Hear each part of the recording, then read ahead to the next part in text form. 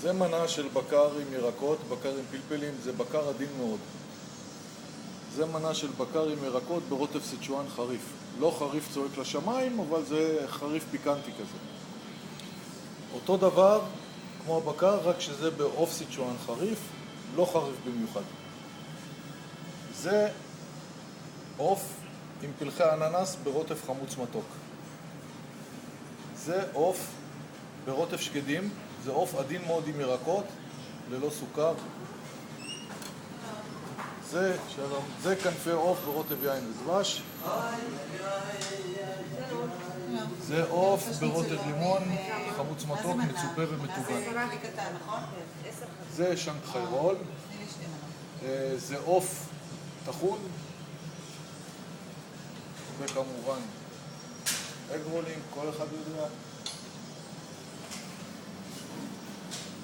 זה נודלס עם ירקות, יטריות ביצים עם ירקות, אנחנו מכינים לבד.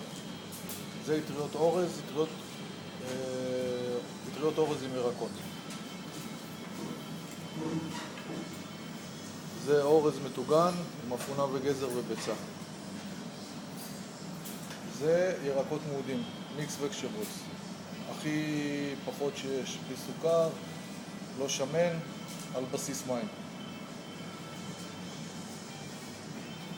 זה אורז עם עוף, זה אורז מיוחד שאנחנו עושים רק ביום שישי, בסוף שבוע.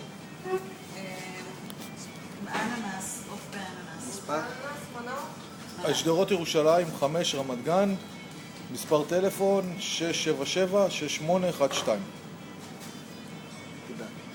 תודה.